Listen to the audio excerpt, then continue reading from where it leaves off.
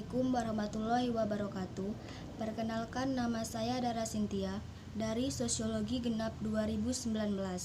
Baiklah, di sini saya akan menjelaskan mengenai konsep politik dan strategi kebudayaan Indonesia atau identitas dan krisis kebudayaan oleh Dr. Andes Timoteus Nusan. Dalam penjelasan pasal 32 Undang-Undang Dasar 1945 menyebutkan bahwa kebudayaan bangsa adalah kebudayaan yang timbul sebagai buah usaha budi rakyat Indonesia. Seluruhnya sebagai kebudayaan lama dan asli, terdapat sebagai puncak-puncak kebudayaan di daerah-daerah Indonesia adalah sebagai kebudayaan bangsa. Usaha kebudayaan harus menuju ke arah kemajuan adat budaya dan persatuan dengan tidak menolak bahan-bahan baru dari kebudayaan yang dapat memperkembangkan dan memperkaya kebudayaan bangsa sendiri, serta mempertinggi derajat kemanusiaan bangsa Indonesia. Baiklah, selanjutnya saya akan menjelaskan mengenai transisi identitas. Identitas dan ciri khas masyarakat Dayak adalah dengan mata pencarian dengan sistem perladangan. Kegiatan berladang berpindah-pindah sudah dilakukan secara turun-temurun dilaksanakan oleh masyarakat Dayak Kalimantan, dan mereka tidak pernah membabat hutan secara membabi buta.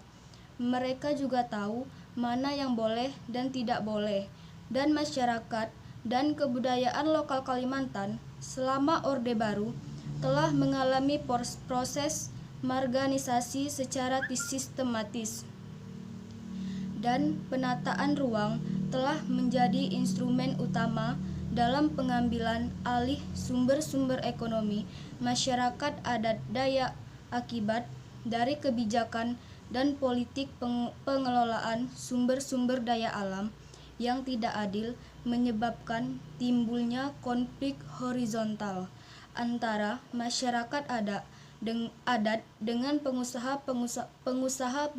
swasta dan badan usaha milik negara, yang mengakibatkan akses masyarakat adat terhadap sumber daya alam menjadi berkurang atau bahkan pun hilang. Dalam Undang-Undang Dasar Nomor 5 Tahun 1979 tentang Pemerintahan Desa, dalam Undang-Undang Dasar ini telah menghancurkan institusi politik masyarakat adat.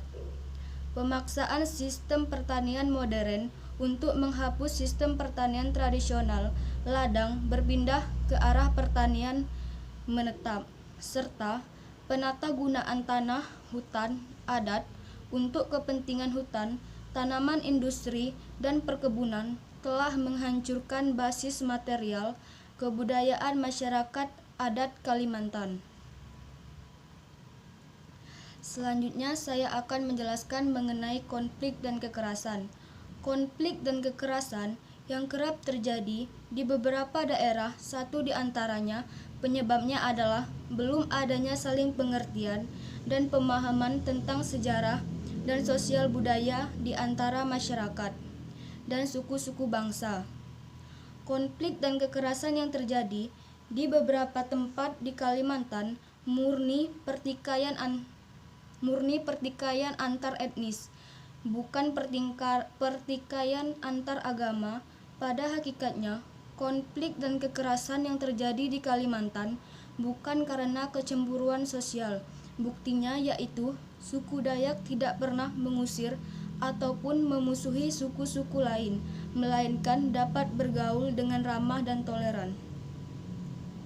Baiklah, itulah pemaparan dari saya mengenai konsep politik dan strategi kebudayaan Indonesia atau identitas dan krisis budaya oleh Dr. Andes Timoteus Nusan. Apabila dalam penjelasan saya ada yang kurang jelas dan apabila terlalu berbelit-belit, saya mohon maaf.